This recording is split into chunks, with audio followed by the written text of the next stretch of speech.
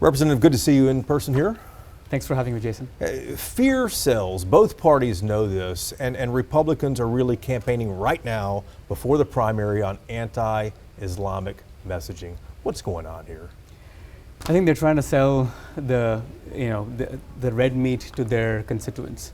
I feel like we have a very loud minority in the state of Texas that are further conservative MAGA Republicans that like this. And so that's what they're trying to get more eyeballs. They're trying to get more votes from the Republican Party in the primaries to vote to win in their primary election.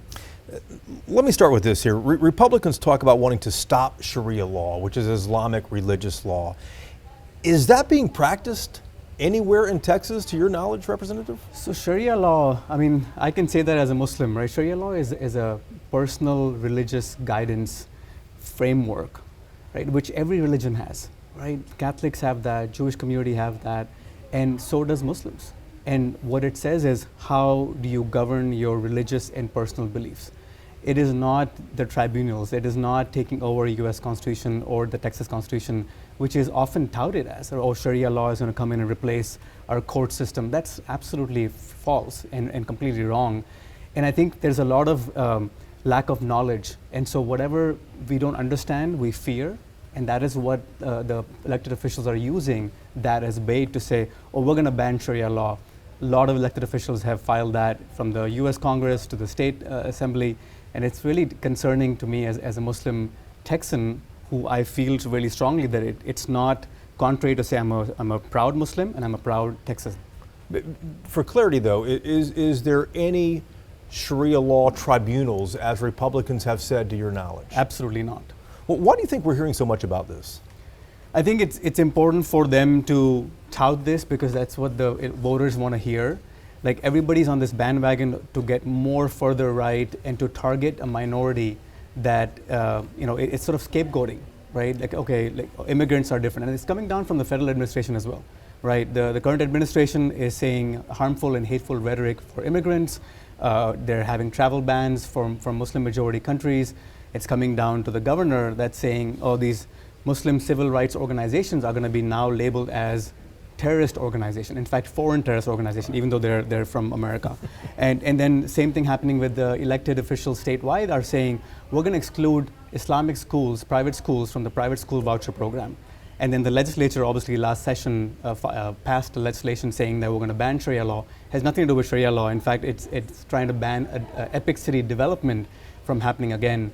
And it's just that same rhetoric that is being used to be able to get more eyeballs into their website, into them voting, and it's just unfair, and it should not be tolerated because this is very dangerous because it's against our constitutional rights, and we have the religious freedom.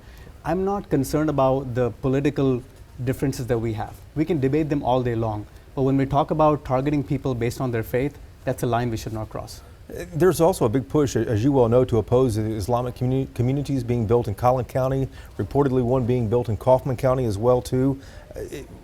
What's going on there? I mean, it seems like that is more Republican red meat, but these are private developments that are being built. Yes, absolutely. And when we talk about limited government, the government shouldn't come and interfere amongst the private developers. But is anyone talking about limited government anymore? It doesn't seem like that. It's just all coming down and saying, oh, we need to stop this. How can we Islamify our Texas? I get that all the time as an elected official, that how are you, accepting this? Or, should we not do something about Sharia law or these Sharia compounds, right? There's no such thing as Sharia compound. The epic city development, all they're trying to do is come together, give a particular, acreage to the mosque, and then have the community live close by to the mosque. When they have older parents that can walk to the mosque, they just want to be able to pray in peace, and that's the right that we all enjoy in the state of Texas in our country.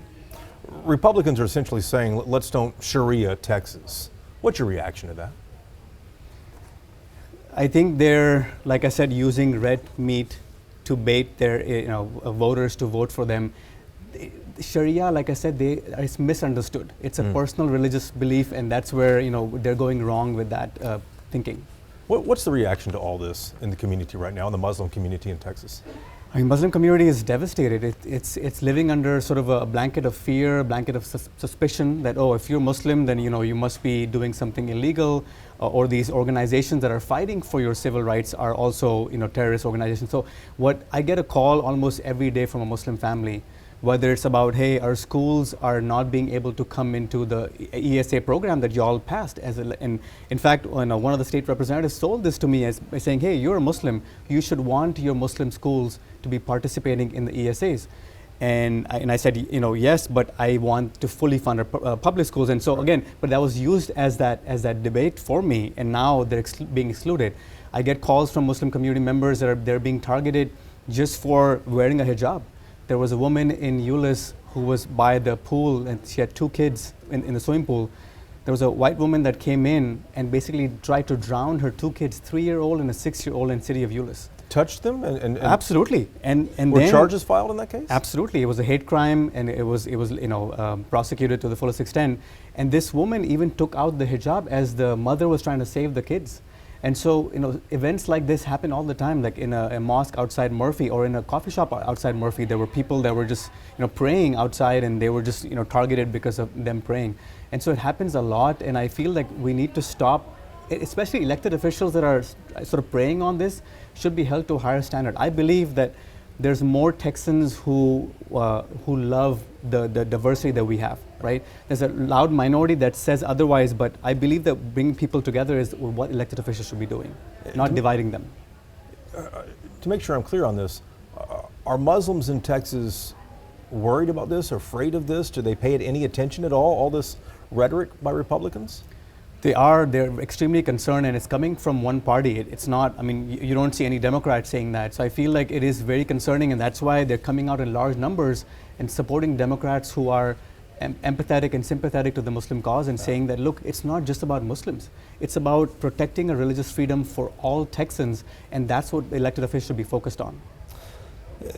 CARE, which is the Council on American Islamic Relations, says the state's new voucher program excludes more than a dozen Muslim schools, and this prevents those Muslim families from using school voucher money, their own tax dollars, exactly, like everyone else, from being able to send their children to those Muslim schools. What's your reaction to this? Do you think this is going to get settled, or are these schools and these families going to be banned from this program? I think it's unconstitutional, and First Amendment rights that every person, every Texan has, that every American has. So I feel that this will be struck down, and that they will have to take Muslim schools into the ESA programs, because that's public money. And how can you exclude one religion? That's where the danger of religious freedom being eroded in our state and country are, that you cannot be selective about it. Oh, it's okay for Christians, but not okay for Muslims. And we need to fight vehemently, not just me as a Muslim legislator. I think every elected official in this country and state should fight against this. Is there legal action right now, to your knowledge, on this? Not to my knowledge right now, but there could be some. I fully expect legal action on this. To be filed on behalf of these Muslim schools? Absolutely. And someone should. And we all should be raising our voices for this. Considering all this, have you reached out to Governor Abbott, Senator Cornyn, General Paxton about any of the rhetoric they're using here, trying to build a bridge or mend any fences? I'm concerned if it'll fall on deaf ears, but we are producing a letter to be able to let people know and let elected officials know that what they're doing is not fair and it's not constitutional, and they're violating every Muslim's right in this country. Who's producing this letter, and who's it going to go to? So most likely it'll be a group of legislators from the Texas legislature that will go to Senator Hancock, Governor Abbott, Attorney General Ken Paxton, and the like. You've also been active in the case involving that 33-year-old Palestinian woman who was detained by ICE for nearly a year now? 10 months, yes. More than 10 months. 10 months now in Alvarado. She was recently in the hospital. Do you know what the latest is on her case? She was just recently released from the hospital, but what was concerning is that the lack of transparency we had with ICE, it was just extremely shocking. That why would the government not inform her attorneys, her family, where her whereabouts are? And I had to actually write a letter and email to ICE officials and giving them a deadline, and then that's when they let us know and let the family know where her whereabouts are. How is she right now, do you know? She's weak. It's really, she's not getting proper nutrition. Like, she should be getting halal food. And so they gave her a box of meal, and she says, no, this is not halal food. Instead, what they do is they go with a Sharpie and write halal on top of it and serve it back to her. She wants to cover her entire body as a Muslim, and she's not been given clothes that cover her entire body. That's just basic dignity that every person should have. She's sleeping on her thin mattress with cockroaches roaming around in a cell that could fit 20 inmates. There are about 60 to 90 inmates there. So you can imagine the conditions. She's really weak. When we did a press conference, she actually had a flu and she wasn't even able to talk properly. Just really unfortunate circumstances. And two courts have said that you can release her on bail, on bond, and she's not been given that right. Well, what's the latest on her case then? Do you know what's going to happen next? I think we're going to keep pushing ICE to give us some answers and release her, because she's not a threat. Like courts have said, she's not a threat to any public safety. What public service, what public purpose does that serve to keep her detained like this? Is she still at the Alvarado facility? Is that where she is now? To my knowledge, yes. Okay. A few weeks ago, I think you had a planned visit with her, and that was canceled. That's correct. Have you met with her since then? I have tried to meet with her a couple of times, and her health condition has been bad. In fact, that Friday that we talked about her health condition got worse, I was supposed to meet with her virtually at 10:30 a.m. and that visit got postponed and canceled because she fell and sort of hit herself and was hospitalized. Let me zoom back out for the last question here. As a Muslim man, I'm sure you've seen all types of protests against your religion and people who don't understand it here. Where does this fall in what you've seen over a lifetime, and especially since 9/11 25 years ago?